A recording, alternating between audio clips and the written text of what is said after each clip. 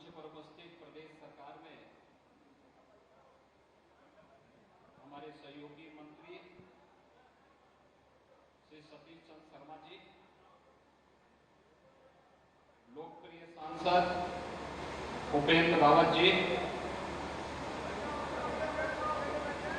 विधान परिषद सदस्य श्री अंगद कुमार सिंह जी, जिला पंचायत अध्यक्ष श्रीमती राजरानी रावत जी, माननीय विधायक श्री साकेंद्र प्रताप वर्मा जी, दिनेश रावत जी, भारतीय जनता पार्टी के जिला के अध्यक्ष शशांक उस्मेश जी,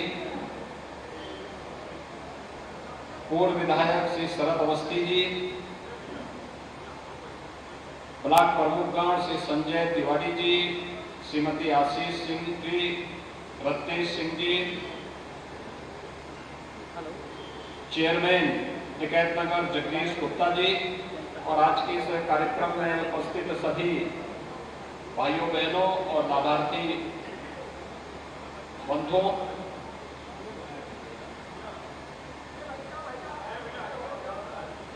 देश के अलग अलग क्षेत्रों में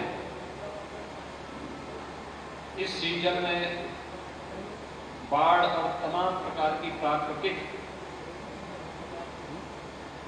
आपदाएं आई हुई है। उत्तर प्रदेश में वर्तमान में 75 जनपदों में से 37 जनपद ऐसे हैं जिनमें सामान्य से कम बारिश है या सूखे की सी स्थिति है, लेकिन 38 जनपद ऐसे हैं जिन जनपदों में सामान्य बरसात या सामान्य से अधिक बरसात हुई है। और इस सामान्य से अधिक बरसात के कारण या अन्य राज्यों में अधिक वर्षा के कारण, खासतौर पर उत्तराखंड में अधिक बरसात के कारण नदियों में कई स्थानों पर जल खतरे के निशान से ऊपर बह रहा है। प्रदेश के वर्तमान में 21 जनपदों के 721 गांव ऐसे हैं जो बाढ़ से प्रभावित हैं। उनमें से बाराबंकी के भी कुछ गांव हैं जिनमें बाढ़ आई थी, कुछ में उतर चुका है, कुछ में भी प्रभाव बना हुआ है। मैंने बीच में प्रभारी मंत्री को भी जनपद के निरीक्षण के लिए भेजा था। आज भाइयों बहनों रक्षाबंधन का अवसर है, तो इस अवसर पर मैंने कहा मैं भी बाराबंकी जनपद का सर्वेक्षण करूं। मैं भी सर्वेक्षण करके आया हूं और कुछ गरीबों को, जो पीड़ित हैं, प्रभावित परिवार हैं, जो लोग इस योजना का लाभ जिन्हें मिलना चाहिए और योजना का लाभ किस रूप में दिया जा रहा है, उसी का निरीक्षण करने के लिए मैं आज यहाँ पर आया हूँ। यद्यपि कार्यक्रम दूसरी जगह में था, लेकिन मुझे लगता है कि इस वर्ष मैं बाबा लोधेश्वर नाथ जी का दर्शन नहीं कर पाया था और बाबा की रात को ऐसी कृपा हुई कि मुझे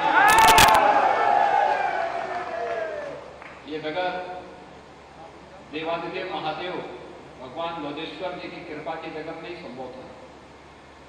आपने देखा होगा मैं इस बार आ नहीं पाया था यहाँ पे, और कार्यक्रम मेरा दूसरी तरफ था और रात्रि में ही, आज सुबह ही कार्यक्रम चेंज होकर के फिर यही फिर कार्यक्रम बनाना पड़ा। लेकिन उस सब के बावजूद हमारे जनप्रतिनिधियों ने, प्रदेश सरकार के मंत्री सतीश शर्मा जी हैं, माननीय सांसद जी हैं, विधान परिषद सदस्य जी हैं, विधायक गण हैं, जिला पंचायत के अध्यक्ष हैं, ब्लॉक प्रमुख गण हैं, सब ने मिलकर के व्यवस्था बनाई और उसी क्रम में मैं आज यहाँ पर आपके बीच में आया हूँ। हर पीड़ित के लिए शासन ने व्यवस्था दी है कि अगर 10 दिन 15 दिन तक पानी है तो कम से कम उस परिवार को 10 किलो चावल, 10 किलो आटा, 10 किलो आलू, 2 किलो अरहर की दाल, 1 किलो रिफाइंड तेल, मिर्च मसाले, हल्दी जो भी होता है, सभी आवश्यक चीजों के साथ ही डिग्निटी किट उपलब्ध हो जाए, बरसाती उपलब्ध हो जाए, ये सभी चीजें उपलब्ध करवाई जा रही है।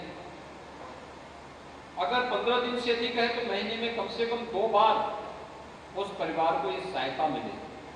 महीने से ज्यादा है तो 3 बार कम से कम इस प्रकार की सहायता उस परिवार को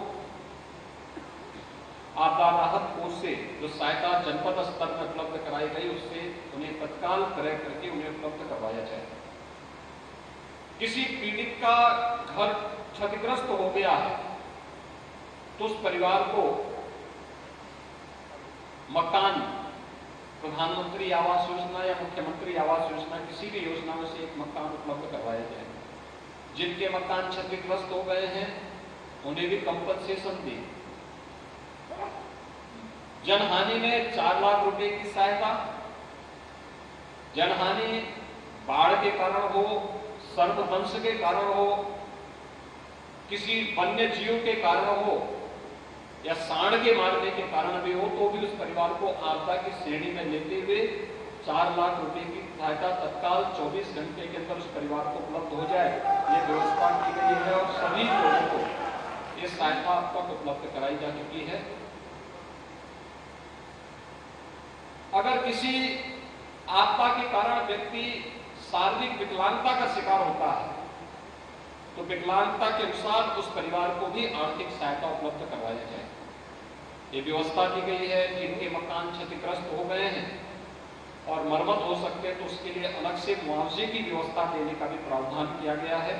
और ये सभी पीड़ित और प्रभावित परिवारों को जिनके मकान क्षतिग्रस्त हुए हैं, जो बेसिक शिक्षा परिषद का स्कूल या पंचायत भवन यहाँ पे नदी की बाढ़ की चपेट में आए हैं, वहां पर नए बनाने के भी आदेश दिए गए हैं। जो मार्ग क्षतिग्रस्त हुए हैं उनकी मरम्मत के भी आदेश दिए गए हैं।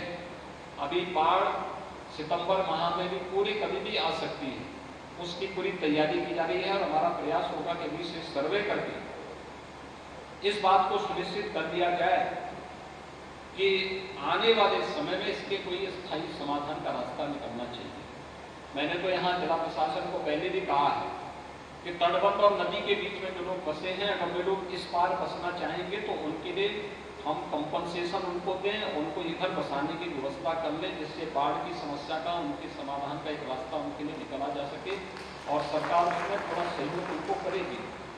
अगर सभी लोग बसाना चाहेंगे तो अच्छी कॉलोनी उनके लिए बनाई जा सकती है, सरकार अपने खर्चे पर बनाएगी। वे लोग तैयार हों, हम उसके लिए उन्हें पूरा सहयोग करेंगे। यहाँ पर बाढ़ बचाव के लिए कटान और निरोधक कुछ उपाय किए गए थे। जहां पे नए स्थानों पर नदी कटान कर रही है उसके लिए फिर से सिंचाई विभाग को निर्देश दिए गए हैं कि वे जाकर के इसका निरीक्षण करें और तत्काल कार्य योजना बना करके बरसात के बाद इसको यहाँ पर लागू कर दें, जिससे आने वाले समय में बाढ़ की त्रासदी से स्थानीय लोगों को बचाया जा सके। आज के इस अवसर पर आज रक्षाबंधन का पावन पर्व भी है। रक्षाबंधन का एक पर्व न केवल भाई बहन का पर्व है बल्कि एक पवित्र पर्व भी है। हम इस अवसर पर समाज में गरीबों के साथ, पीड़ितों के साथ, वंचितों के साथ खड़े होकर के न केवल उनके साथ सुरक्षा का एक कवच बने बल्कि इससे समाज की सुरक्षा और राष्ट्र की सुरक्षा को भी मजबूती बनाने में हम सब योगदान दें। मैं एक बार फिर से सभी पीड़ितों को इस बात के लिए आश्वस्त करता हूं कि डबल इंजन की सरकार उनके साथ खड़ी है, उन्हें हर संभव मदद करेगी। किसी भी प्रकार की कोई कमी उनके राहत में या उनकी सहायता में सरकार के स्तर पर नहीं आने दी जाएगी। आप सबके प्रति मेरी शुभकामनाएं हैं। धन्यवाद। जय हिंद। बहुत बहुत आभार माननीय मुख्यमंत्री महोदय का आशीर्वाद और उनकी वाणी में जो